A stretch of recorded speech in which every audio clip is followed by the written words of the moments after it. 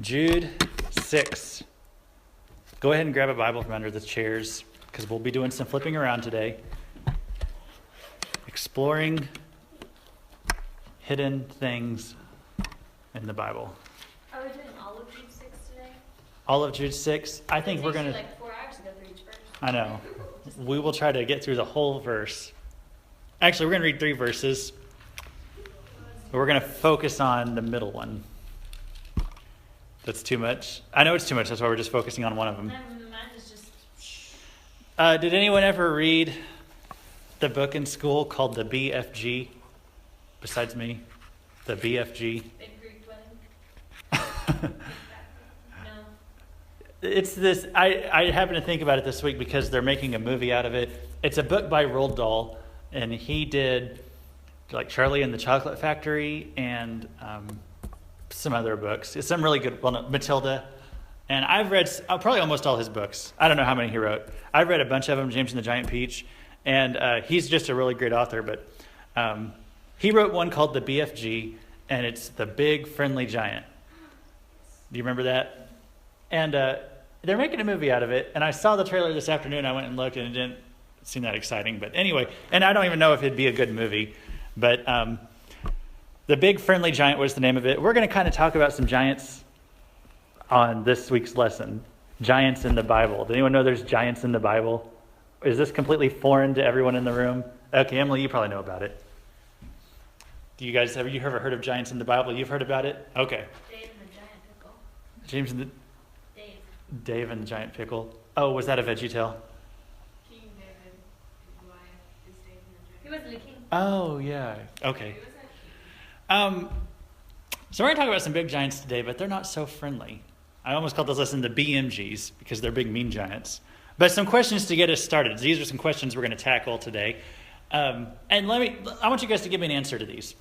Why did God destroy the world with a flood?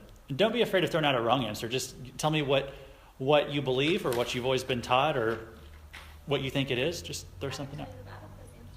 What's the Bible quiz answer? Because man is so wicked that they only thought about evil all the time. That's a good one. That's about And that is what the Bible says. Anyone else have anything to add to that? Here's another one. How come sometimes when the Israelites were going into places, God would tell them to destroy everything, every man, woman, child, even apparently the babies. He didn't single out babies, but we'd have to say that's probably included. That's a pretty harsh command. A lot of people have a problem with that today. We're going to tackle maybe why God said that in this today. Why did David get 5 stones when he went to fight Goliath? And maybe you never thought about that before. Does anyone have a guess or an answer? Do you know? Do you have something you want to throw out over there? Trust himself to get it. He didn't trust himself to get it on the first try? Good answer. Here's another question. How come Native Americans, how come whenever they greet someone, they hold up one hand and go, how? Has anyone ever seen that on movies or something? Peter Pan. On Peter Pan? Oh, yeah, on Peter Pan. What did Satan think when Charlene got baptized up here a little bit over a year ago? It'd be really great if she was here today for that question. What did Satan think of it? Okay, we're going to talk about those things today. We're going to answer those questions, hopefully. So we've been going through this book of Jude. And in Jude, we did the first 4 verses in 1 week. And that was a lot, but those were like the introductory verses. So we covered those. And we found that Jude was writing because there were false teachers slipping in. And they were causing apostasy, which is causing people to fall away from Christianity. People believed it was true, but then they fell away. Or they believed things about it that kind of canceled out their Christianity. So that's what he was writing about. Then he lists 3 things from the Old Testament, and that's in verses 5, 6, and 7. And so last week we read all those verses, but we just focused on verse 5. Okay, let's read them again before we go on. In verses 5, 6, and 7, it says, though you already know all this, I want to remind you that the Lord at one time delivered his people out of Egypt, but later destroyed those who did not believe. And that was what we talked about last week with Israel in the wilderness and the 40 years. You guys remember that? Verse 6, and the angels who did not keep their positions of authority, but abandoned their proper dwelling, These he has kept in darkness, bound with everlasting chains for judgment on the great day. Does anyone know what he's talking about right there? Anyone? Okay. Is that the great white throne? No, wait. It probably is. It probably is, actually. The judgment is probably the great white throne one. But it's talking about angels right there being held for judgment. So kind of not something a lot of people know about. He says in verse 7, in a similar way, Sodom and Gomorrah and the surrounding towns gave themselves up to sexual immorality and perversion. And they serve as an example of those who suffer the punishment of eternal fire. And so those three verses together, they talk about three different types of apostasy. Verse 5 was about the Israelites being unbelieving. Verse 6 was about angels that were rebellious. And then verse 7 was about cities that were depraved. And those are three examples Jude uses to describe different ways people can fall away from the faith. And so last week was verse 5. This week we're on verse 6. And let's read it one more time. It says, and the angels who did not keep their positions of authority, but abandoned their proper dwelling, these he has kept in darkness, bound with everlasting chains, for judgment on the great day. Now, this is a verse that a lot of people don't know about, and they come to it, and they just don't know what it means, so they just, move on. What are these angels that rebelled against God, and they're being held in chains for judgment on the great day? Now, we kind of, were you raising your hand?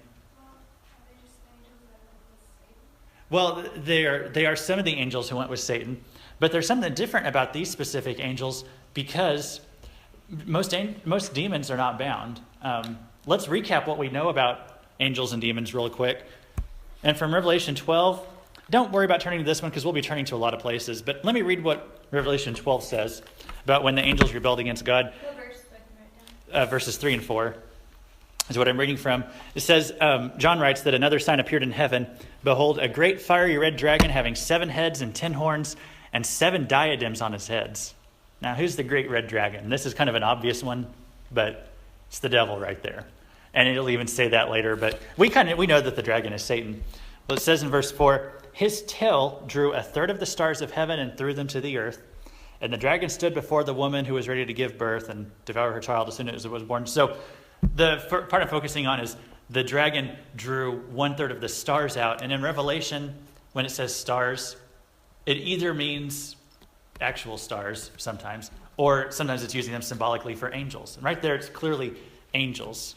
That the devil took down 1/3 of the angels with him, which means 2/3 are still loyal to God. But when he rebelled, he took 1/3 with him. So out of the 1/3 that rebelled against God, we call them fallen angels, or we'll call them demons now, right? And most of you guys know this. There's a group of them, though, says they did not keep their positions of authority, but abandoned their proper dwelling. And those are kept in darkness, bound with chains. Now, that could not describe all the demons because, demons are possessing people. They did it in Jesus' time. They do it today.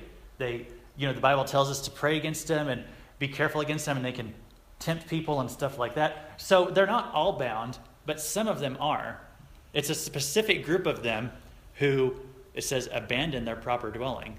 And now, because of their great sin of what they did, they're being bound up, and they're just awaiting judgment at the end of time. They're just waiting there for judgment. They're locked away because they did something that was so bad that God just said, we're not going to even let you be able to mess with people anymore. We're just locking you away. So what did these demons do that was so bad? Let me remind you, this is kind of a weird lesson today, guys. And what I want to draw your attention back to is I had you guys write on the first lesson, Acts 17:11. And that means search out the Bible for yourself. Like when someone teaches you something, check it out for yourself to confirm it. And that's something I want to emphasize, especially on this one. This might not be the weirdest Jude lesson that we do, but it's going to be up there. And you might walk out and you're thinking, is Luke just some crazy person? I don't think I'm a crazy person, but search it out for yourself. If you think it you might be stuff you've never heard about before today. So search it out for yourself. But anyway, let's keep moving.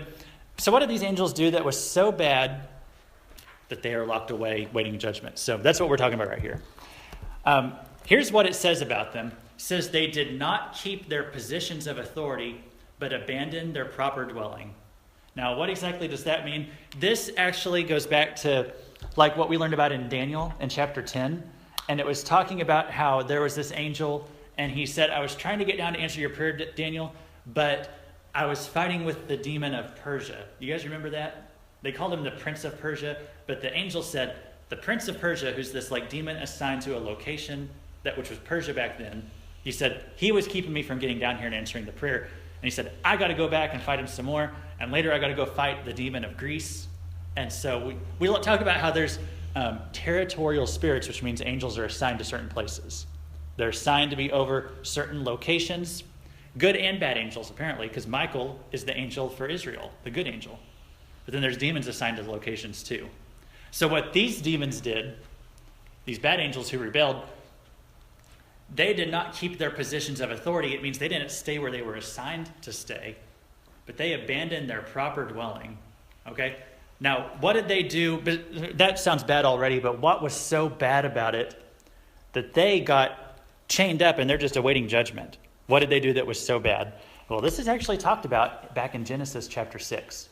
And so turn back with me to Genesis 6. Damon, you better grab a Bible because we'll be doing a lot of... There you go. Get some Band-Aids. Yeah. Get some paper cuts. We might get a paper cut from all this flipping around today. Genesis chapter 6 has a very famous story in it. Does anyone know what that is? It's about a guy named Noah, and there's this flood that's going to come. However, right before, people all know about the Noah story and the flood, but they don't always pay attention to what happened right before the flood. So that's what we're going to look at here. Are all of you at Genesis chapter 6? Okay. So follow along with me in the first couple verses. It says, Now it came to pass, when men began to multiply on the face of the earth, the daughters were born to them, that the sons of God saw the daughters of men, that they were beautiful, and they took wives for themselves of all whom they chose. Okay? So right there it says, the sons of God saw the daughters of men.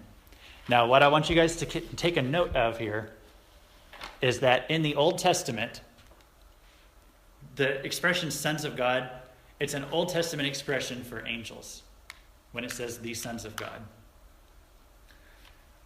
And it's kind of a weird one because when we think of the phrase son of God, we think it's just talking about Jesus. Well, Jesus is the only son of God.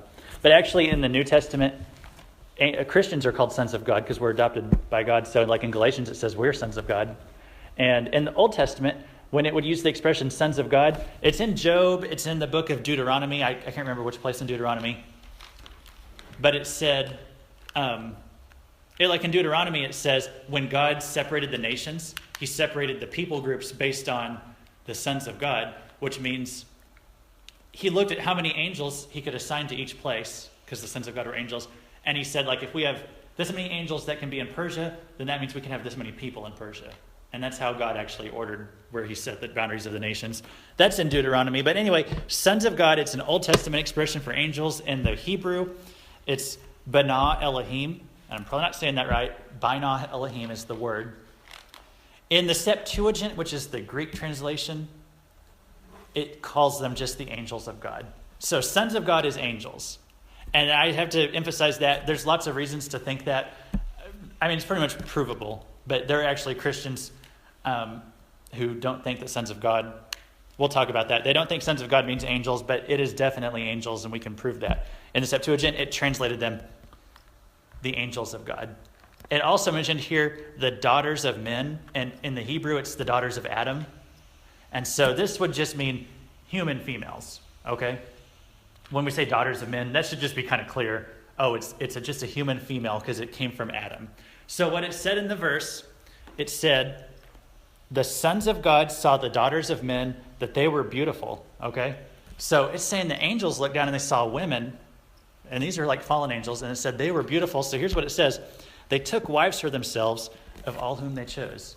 So it said angels came down and married women. Angels and human females. This is pretty weird, right? And we'd say, how does that even work? Okay? This is and again, has anyone ever heard about any of this before? Okay, this is pretty weird stuff. But let's keep going. Fallen angels came down and they married human women. Now let me just say, some people don't think that sons of God means angels. And they think it just refers to the line of Seth, who was one of Adam's sons. And they say, well, the sons of God, they were just the people of Seth. Here's some problems with that, though. It doesn't say that they were sons of men. You know, the daughters of Adam, the daughters of men, well, that's going to be human females. It doesn't say sons of men. It says sons of God. So these are two different types of things that it's talking about here. And some people will say, well, it said sons of God. This is like literally the argument. It says sons of God, but it really means the sons of Seth or the sons of Adam.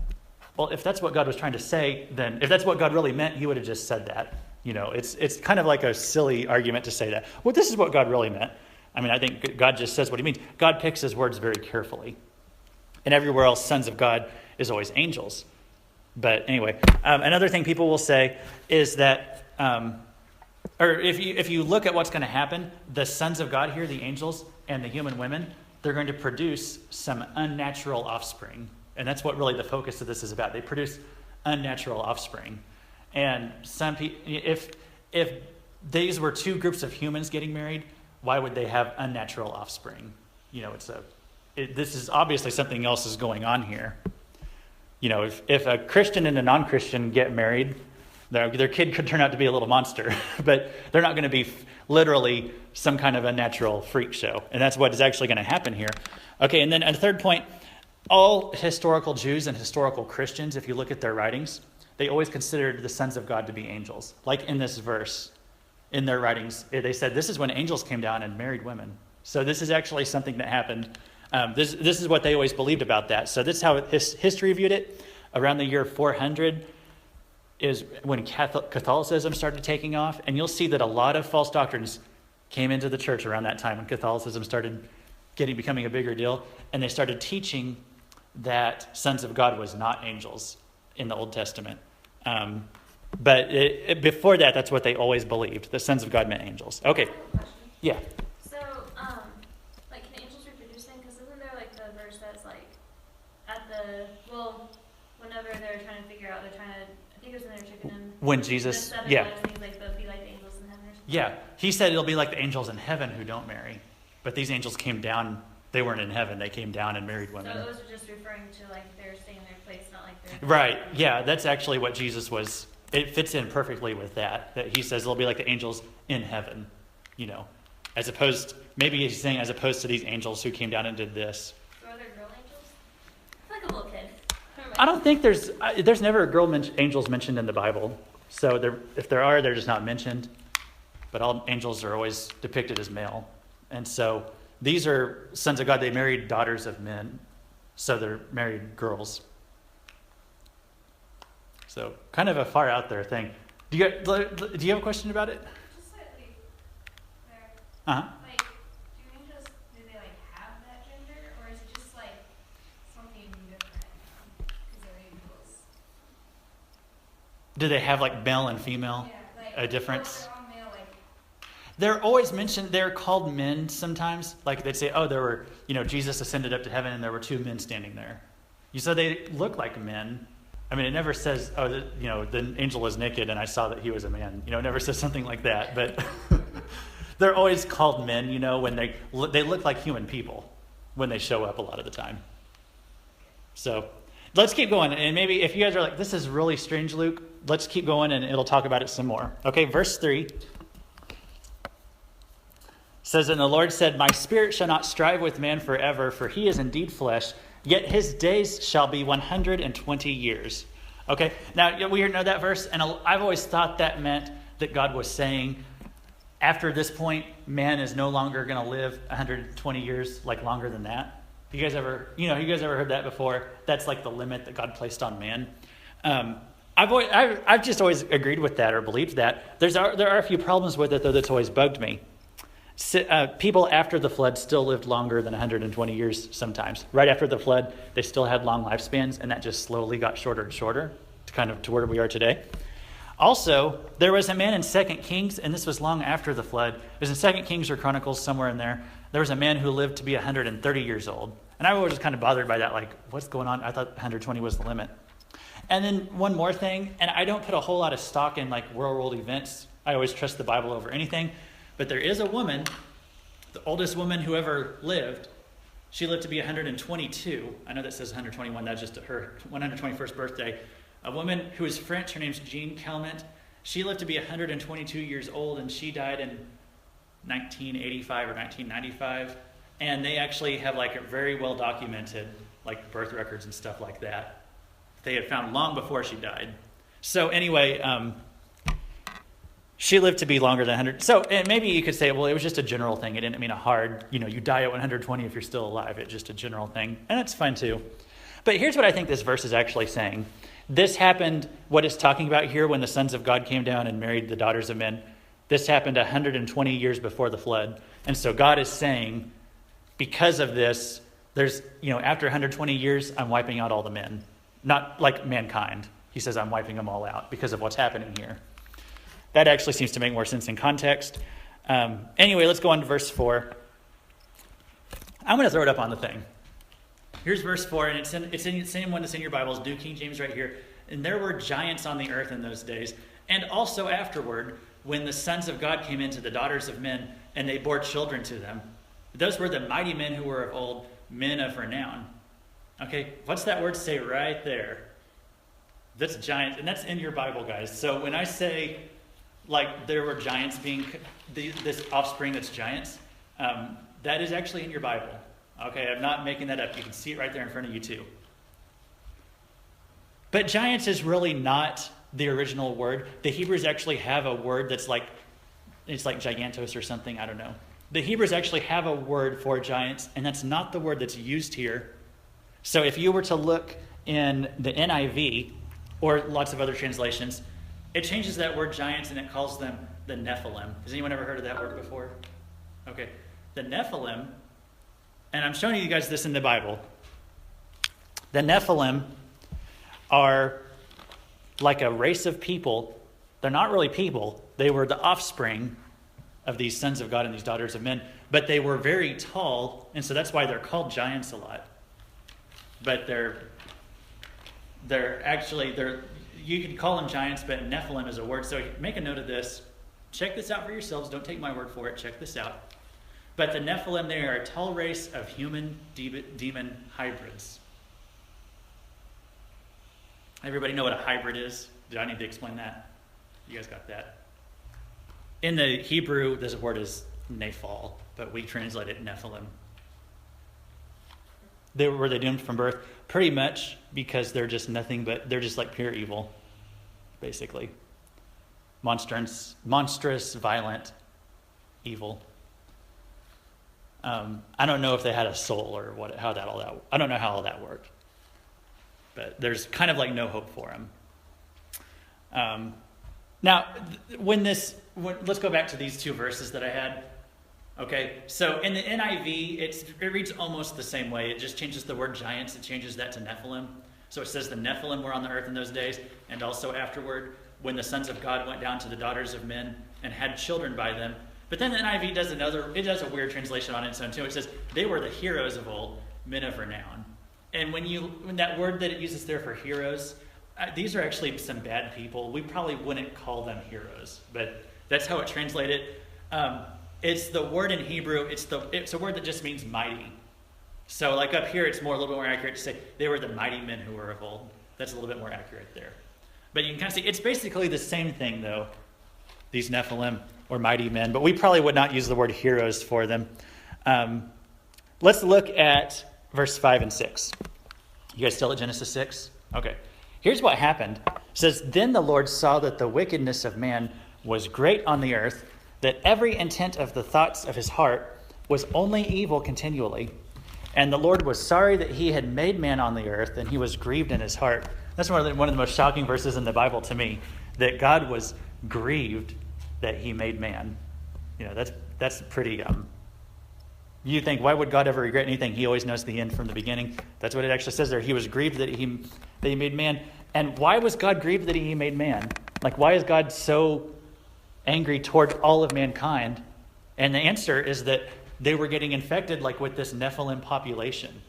Like they were marrying, the Nephilim were having offspring and they were having kids and more kids.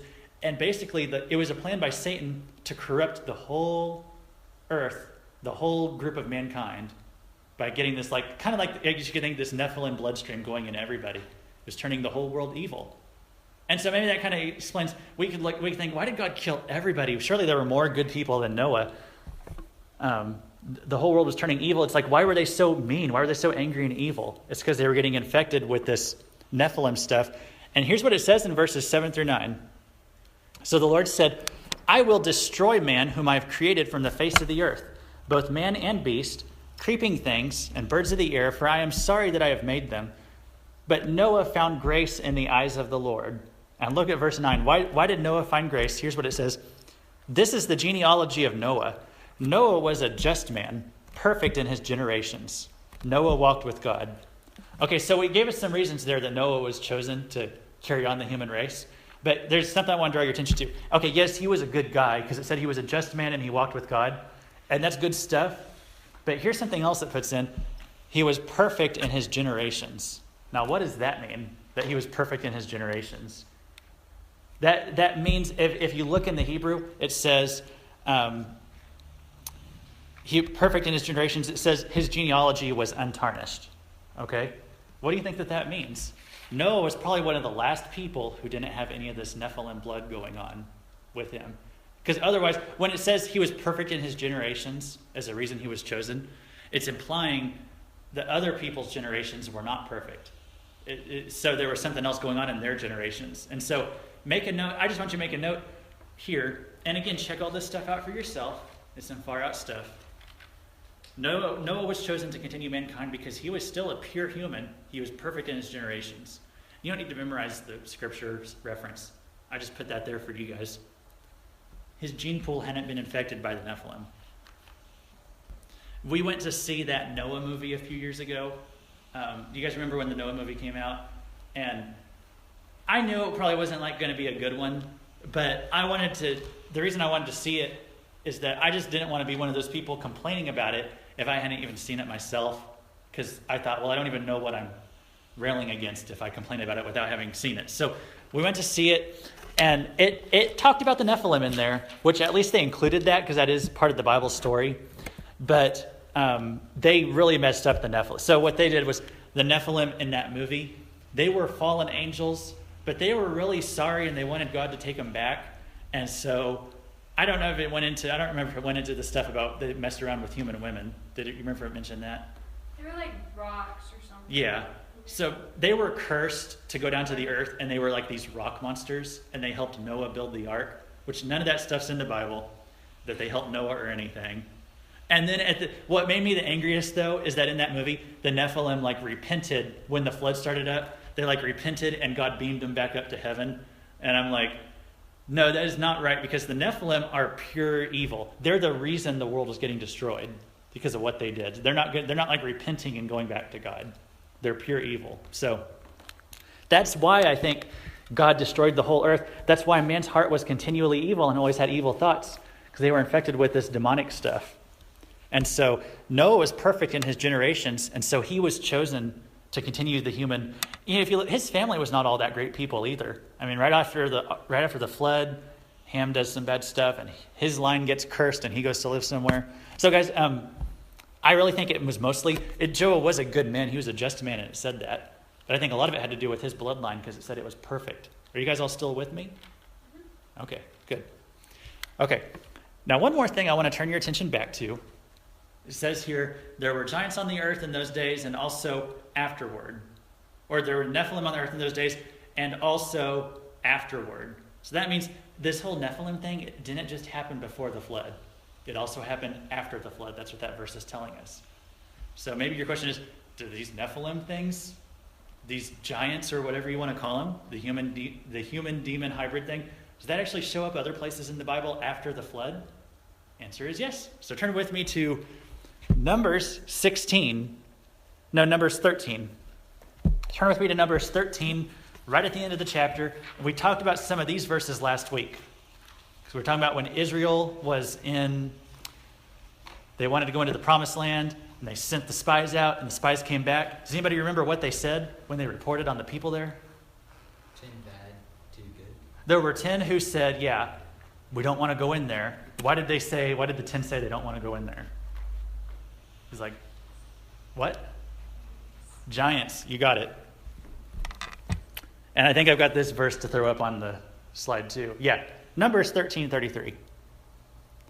Okay, this is what the 10 were saying when they didn't want to go into the land. It said, there we saw the giants, the descendants of Anak came from the giants.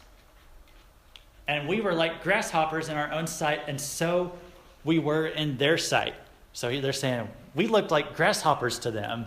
They would look at us and they'd think we were just like grasshoppers to them.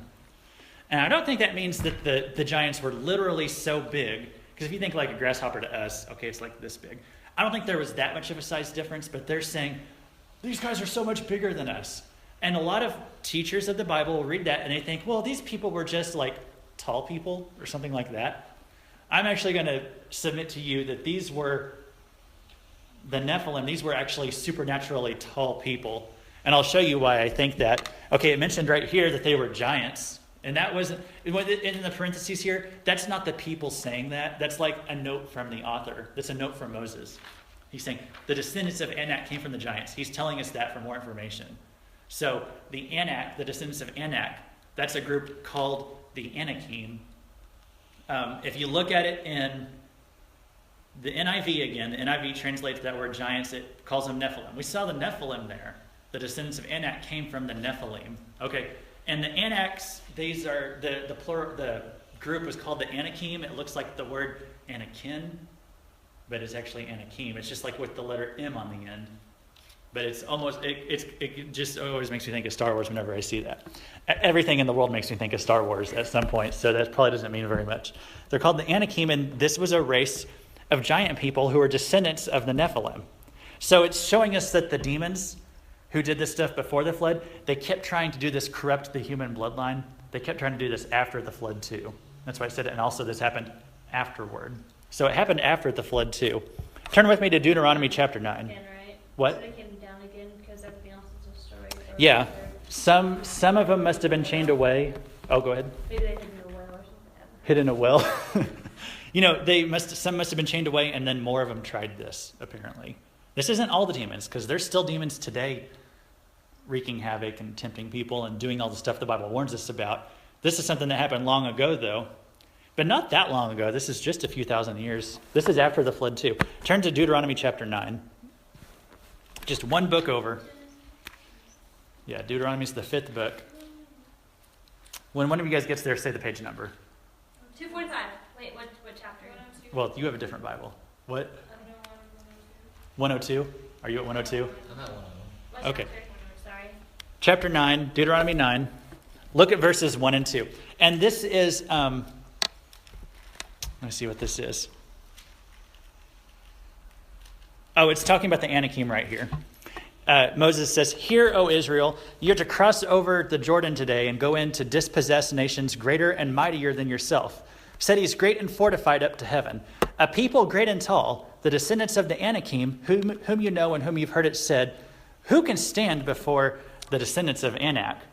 Okay, so they're saying this is a people great and tall, and who can stand before them? That's what the legends were saying about these people, because they were so big. Okay, flip over with me to Joshua also. Joshua chapter 11, just the next book over. Joshua chapter 11. Say the page number whenever you get there. 122. Are you there, Damon? Page 122. Yes. Okay, read with me starting at verse 20. Find verse 20 on there. It says, "For it was of the Lord to harden their hearts that they should come against Israel in battle, that he might utterly..." Okay, they're talking about when they went to fight these people. And this is what it says, "that he might utterly destroy them, that they might receive no mercy, but that he might destroy them as the Lord had commanded Moses." So Joshua totally destroyed those people that he's talking about here. It says, "And at that time, Joshua came and cut off the Anakim from the mountains, from Hebron, from Debir, from Anab, and from all the mountains of Judah, from all the mountains of Israel. Joshua utterly destroyed them with their cities. None of the Anakim were left in the land of the children of Israel. They remained only in," listen to these three places, "in Gaza, in Gath, and in Ashdod." So they said, we totally wiped out these Anakim. There were some left in 3 cities, Gaza, Gath, and Ashdod. Okay? I want you to note 2 things. God wanted complete destruction of these people. He said no mercy. He said they utterly destroyed them. Okay? And also note that Gath, that city, I want you to note that place, Not right in your notes, but just remember, Gath is one of the places these people ended up, okay? Now turn with me to 1 Samuel, which a couple more books over. After Ruth, then 1 Samuel, go to chapter 17. 156, all right. Chapter 17, just look at verse 4. And this is a story everybody knows, David and Goliath. And it says here, and a champion went out from the camp of the Philistines named Goliath from Gath, whose height was 6 cubits and a span. Okay? So he came from Gath, which is one of the cities that the Anakim were left alive in back in Joshua. You guys all with me? Okay? And Goliath, as we all know, is this supernaturally pretty much tall guy. I say supernaturally because I think he's one of these demon hybrid things. It says he was 6 cubits and a span, so he was almost 10 feet tall. Okay, here's a picture of the tallest man in the world. His name's Sultan Qasim. There's a picture of him. You can't really tell the height thing because there's this guy, he's kind of far back. Here's probably just a normal, maybe slightly smaller sized guy next to Sultan Qasim, tallest man in the world. And he's so tall, he has to walk with crutches because like his body is just so tall, he didn't form completely correctly. And big guy. He's about 8'3". That's how tall he is. So the tallest man in the world today, he doesn't even come close. I mean, he's 2.5 feet away from Goliath. Okay? Now, why is Goliath so big? You know, people think, well, he was just kind of like a freak of, I don't mean to call this guy a freak, but like a genetic accident type of thing. Is kind of that's what happened with this guy. He just had some genetic thing that made him grow really tall. Just all the things hit right. Okay. So we think, well, Goliath was just some freak of nature that just grew up really tall. Well, yeah, he was like a freak of nature, but is also really unnatural because he's one of the descendants of the Nephilim. He's from Gath, which is where the Anakim were left alive. And, you know, my parents used to tell me Goliath, he was like as tall as a basketball goal. And I don't know how accurate that is, like a basketball goal where people shoot baskets. The other day, there's the one out by my house, and the other day I was walking by, and like my hair touched the top of the net right outside my house, and I'm like, how tall am I? And then I looked, and someone had just set the basketball goal like lower. I was like, oh, I'm Goliath, I'm a freak. But someone had the little kids probably put it down lower to play basketball the other day or something. Okay, turn over to verse 40 before we go. Look at verse 40, 1 Samuel 17:40. Wait, sorry. I have old lady fingers. Oh, okay. I just want you to note one thing here. It's talking about David right before he went to fight Goliath. Then he took his staff in his hand and he chose for himself 5 smooth stones from the brook, put them in the shepherd's bag, and a pouch where he had in his sling was in his hand. He drew near to the Philistine. So he took 5 stones. Now, why did David take 5 stones? I'm going to give you the answer. Turn to 2 Samuel. We're going to go one more book over. 2 Samuel 21. There's 2 groups of these Nephilim. One was the Anakim group. Another group that survived was the Rephaim. They both end with Im. 2 Samuel chapter 21. Are you guys there? Look at verse 16. It's talking about people that David fought whenever David was king. This is after the Goliath incident. And now David's king, and it's talking about the people that they fought against. It says, then Ishbi-Benob, who was one of the sons of the giant, which that word, if you look in a different translation, it'd say one of the descendants of Rapha, one of the Rephaim, the weight of whose bronze spear was 300 shekels, who was bearing a new sword, and he thought he could kill David. So this is like a really heavy spear. I didn't look up how heavy it was, but probably need to be supernaturally strong to pick it up. Okay, that's one of the people. Verse 18. Now it happened afterward that there was again a battle with the Philistines at Gob, and Sibbecai the Hushathite killed Saph, who was one of the sons of the giant, or the Rephaim, the Rapha. Again, there was war with Gob at the Philistines, where Elhanan, the son of I know these are weird names, guys, Jer-Orgam the Bethlehemite, he killed the brother of Goliath the Gittite, the shaft of whose spear was like a weaver's beam. So another guy his spear was so big, it was just humongous. How could someone carry that? He was a giant. He was one of the Rephaim. Look at verse 20. And again, there was war at Gath, where there was a man of great stature who had 6 fingers on one hand, or on each hand, and 6 toes on each foot, 24 in number. And he was also born to the giant, or to the Rephaim. And when he defied Israel, Jonathan, the son of Shimei, David's brother, killed him. These 4 were born to the giant in Gath and fell by the hand of David and by the hand of his servants. So besides Goliath, there were 4 other big giants in those days. That's why it's actually pretty cool of David. He got 5 stones because he's like, I want to use 1 stone on Goliath, and if the other 4 giants come along, I got a stone for each of them too. That's why he got 5 stones. It's pretty cool whenever you hear about it that way. But listen to that. There's giants. One of them had 6 fingers and 6 toes on each hand and foot. Okay? And again, we read that and we think, well, is that just some genetic weird, mutation or something? Like, what was happening there? It's because humans messed around with people, and it was a genetic mutation, but it was all demonic, and that's where all this stuff came from. And that's actually why Native Americans, apologize. When you see them greet each other and they hold up a hand, they go, how? Okay, now actually saying the word how, that's just like, that's just Hollywood. That's just some stuff from the movies. They didn't really say that, but they did always hold up a hand when they met a new person. Do you know why? It's because in Native American legends and in lots of around the world, people were terrified of the 6-fingered men. And this is just in like Native American folklore or whatever you want to call it. They were afraid of 6-fingered men because they said that like they would tell when people came over to America, say, you're not the 6-fingered men, are you? Because those men, they're so huge they could run up alongside a buffalo and tear its leg off. They said that's what they were telling the Americans when they came. So they were afraid of 6-fingered men. It's like, where are these 6-fingered men? Where'd that come from? Okay, go back to Deuteronomy with me. Look at Deuteronomy chapter 3. We're flipping back a little bit, but I want to talk about another dude before we go. Yeah, did anyone else learn a song when they're learning how to find the books of the Bible? I start singing it when I get into the minor prophets because those are the toughest to keep track of. I still can never get it right in the song, though. It gets harder on like Zephaniah and Haggai and Habakkuk. That's where I always get tangled. And the song speeds up there. Yeah. Just go We need to slow it down. slower. Okay, are you all at Deuteronomy 3? Yes. Okay, here's what's happening in Deuteronomy 3. Are you there, Damon? Look at verse 10. So in Deuteronomy, Moses is about to die, and he's giving this farewell address. And at the beginning of it, he's giving them a history. This is all the stuff that we did, while we were in the wilderness. These are the lessons we should have learned from it. So he's giving a recap of their history. And this is what he mentions about their history, starting at verse 10. I think I might have it on this slide. I do. Okay. And as he's talking, he says, all the cities of the plain, all Gilead and Bashan, as far as Salca and Edrei, because they're talking about places they conquered. He said, and the cities of the kingdom of Og in Bashan. And look at verse 11 here. It says, for only Og, king of Bashan, remained of the remnant of the giants. Indeed, his bedstead was an iron bedstead.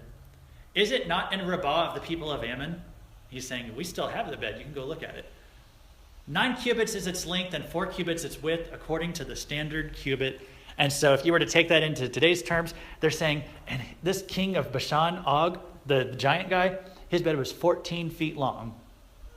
It's a long bed, okay? It's kind of funny because he's like talking about, and we still got it in Ammon. So he's like, you should have seen this guy, Og, of the kingdom of Bashan. This guy was 14 feet tall. We killed him and we took his bed. That's what Moses is talking about right here. Okay, and if you look at it also in the NIV, it says Og of Bashan was the last of the Rephaites. The Rephaim is what they are. Okay, so here's one more note you can make about these dudes. Goliath, he was from the Anakim, and Og, the king of Bashan of the Rephaim, those are 2 well-known descendants of Nephilim in the Bible. It's actually not that hard. There's just 2 I's in it. It just looks like more for some reason. Because it's I-L-I. I've been struggling the whole time. Okay. It may not be hard for you. It was hard for me until I started typing it, and I was like, oh, this is just Nephilim. Oh, you're ready? Okay. And hey, look at verse 3. I didn't put it on the thing, but look at verse 3 there. And Moses just also saying, so the Lord our God also delivered into our hands Og, king of Bashan, with all his people, and we attacked him until he had no survivors remaining. Okay, so, some people, they will really get upset, and even Christians are concerned about it. They're like, why did God command the Israelites to like wipe out towns, and he would just say, leave no survivor, no man, woman, or child, wipe all of it out. And that really concerns some people. And I can understand that because it does seem really unfair. You see where I'm coming from? It does seem kind of unfair. Like, why should the kids get killed? Okay? It seems unfair, but if you actually look at it from this whole Nephilim perspective, hey, let me tell you guys something. The only time God said that to wipe out all the people, whenever he'd tell Moses or Joshua to wipe out everybody in the town, it was always a Nephilim town. It was always a town with these demon hybrid people. And so then you kind of understand these are like people who are just always going to be evil. They're just always going to be, like it said about the flood, there was evil in their hearts continually. That's what the type of people these were. And then you kind of understand that's why he was saying to wipe them out, because that's why they were such a big problem. Okay, so, and by the way, some people, like in apologetics or in witnessing to people, they might say something like, well, why would God tell people to wipe out entire towns of innocent people, or not innocent, but like, why would he say to wipe out the children and stuff like that? I don't think it would be a very good idea to say, well, you just got to understand, these were like demon-human hybrid people. They're going to be like, are you some kind of psychopath? I wouldn't go into all that because this is pretty deep stuff. Okay, this is kind of going far back into this stuff. So I wouldn't go there, but that is a question you might hear asked at some point. And really, what you can always say, and this is true no matter what, if God said it, I mean, it's just correct. We don't base our whole Christianity on what God told the Israelites. We base it on the cross and Jesus. And so if that's true, we just listen to what God says, whether we like it or not. And that's what you can tell people. Always try to turn the conversation back to Jesus. Okay, let's tie all this stuff together. It is quite weird, but maybe it kind of does shed some light, hopefully, on why God would say wipe out towns or why God flooded the whole earth and killed everybody. It kind of sheds some light on that, I think, and makes that a little bit easier to understand. I want to talk about one more thing before we go, and it's baptism. And you might say, well, what does baptism have to do with all this? Like, has everyone in here been baptized? Have you guys all been baptized? Let's talk about baptism real quick. 2 Peter 2, we talked about how that goes really well with Jude. And in 2 Peter 2, it talks about this incident with the angels again. I'm just giving you this for some more information. It says, if God did not spare the angels who sinned, but cast them down to hell and delivered them into chains of darkness to be reserved for judgment, and did not spare the ancient world, but saved Noah, one of 8 people, a preacher of righteousness, bringing in the flood on the world of the ungodly. And then it says later in verse 9, then the Lord knows how to deliver the godly out of temptations and to reserve the unjust under punishment for the day of judgment. So it's saying there, God knows how to preserve his people. God knows how to take care of his people. That's not the verse I want to focus on. In 1 Peter chapter 3, I'm going to put the verses up here on the thing again. But it's just talking again about those angels who've been reserved for judgment. Now we kind of understand why they've been locked away because of the stuff that they did, this specific group of angels, why they're locked away for judgment. But look here in 1 Peter, and this is a big, long sentence. I want you to focus on the underlined part. But it's talking about like what he did by dying for us. It says, Christ also suffered once for sins, the just for the unjust, that he might bring us to God, being put to death in the flesh, but made alive by the Spirit, by whom also he went and preached to the spirits in prison, who formerly were disobedient, when once the divine long-suffering waited in the days of Noah, while the ark was being prepared, in which a few, that is 8 souls, were saved through water. So that's a really weird thing right there. It's saying that Jesus went and preached to the spirits in prison, and a lot of people read that and they're like, what is that even talking about right there? When Jesus, I guess when he was in between the time he died on the cross and resurrected, he visited these spirits in prison, the ones we were talking about being locked away. And he was telling them, those who were formerly, when it says formerly were disobedient, it's kind of a light way of putting what they did. He was telling them that he was dying for all people and what he was doing. Colossians talks about it too, and it says he paraded around and told all the spirits, like, I've conquered death, is what he said. And then he rose again 3 days later. But look on the next verse here too. Peter says there's also an antitype which now saves us, baptism. And I'll explain what that means in a second. It says, not the removal of the filth of the flesh, but the answer of a good conscience towards God through the resurrection of Jesus Christ, who's gone into heaven, is at the right hand of God, all that stuff after. But when it says there, There's an antitype which now saves us, baptism, not the removal of filth of the flesh. So he's saying right there what we already know. Baptism is a symbolic thing that we do. It's not what saves us, but it's symbolic of our cleansing. But here's what it really symbolizes. He was comparing it there to the flood. That's why he keeps mentioning Noah. He's comparing it to what happened on the world in the flood. When God washed the world, he was showing the demons, because they had tried to infect mankind, and he was showing the demons, we can wash all this away and start anew. We can make a fresh start. And so Peter's saying whenever we get baptized today, it's doing the same thing. It's showing the evil spirits we can be washed and made brand new. And saying it's not the baptism that saves us, but that was a model. The flood of Noah was a model of what happens in our lives today. Does that kind of make sense? That when God flooded the earth with Noah, that was kind of like a baptism of washing the whole world. But it says it was an antitype there. You guys remember when we talked about types and models and shadows? That's what he's referring to. He says that's what our baptism does. It symbolizes what the flood was doing, washing away all the evil. And that's what the baptism symbolizes for us, the washing and getting cleansed. And so the last note here, Noah's flood represents what our baptism represents, that we can be washed, is number one. That we can be given a fresh start. And number three, it tells the demonic world that we're on God's side. So baptism is really spiritual warfare. Because it's showing to the demons whose side that you're on. And so it's actually it's a bigger deal than probably we even realized. I didn't realize that when I got baptized, that it was showing the devil, it was showing his minions whose side we're on. It was making a declaration. It says the verse there, it calls it a good conscience towards God. It doesn't mean conscience like our morality, but it's showing that we're on God's side is what that means. It means a decision that reflects one's loyalty. So when we got baptized, we were showing the spiritual world, and we didn't even realize that, we were showing the spiritual world we're loyal to God now. And that's what our baptism symbolizes. That's what it means to them.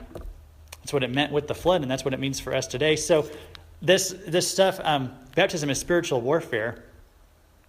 And it's also a warning against us, really that whole lesson about what caused the flood and all this stuff about the Goliath and everything.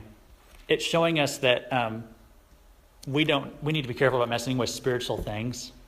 And really some of those biggest open doors that when people talk about like Ouija boards or horoscopes is actually one thing that Christians I don't think they should get involved with.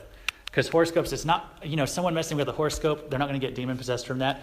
But it's one of those things the enemy uses to try to draw people into that kind of stuff. So watch out for horoscopes. Don't have anything to do with Ouija boards. Does anyone in here not know what a Ouija board is? Okay, you guys all know what that is. Something that really you should not have anything to do with because it's a spiritual thing. So be careful about messing with spiritual things. This lesson was really about that. It can have heavy consequences. And that's what happened with these people. Okay, for next time, read Genesis 19 because that's what our next verse is going to go back to. Read Genesis 19 and that'll be like your homework. I don't know when we'll get together again because we got Christmas and all that coming up and I want you guys to have family time and all that. Are there any questions about that lesson today? Was it a lot to think about? Do you guys think I'm crazy? Well, I told you that. You knew I was crazy already? Okay. And if you want to ask me about any of that stuff, because we went into some weird stuff there, you can always ask me about it. Look it up for yourself. Don't just take my word for it. But we'll wrap it up there.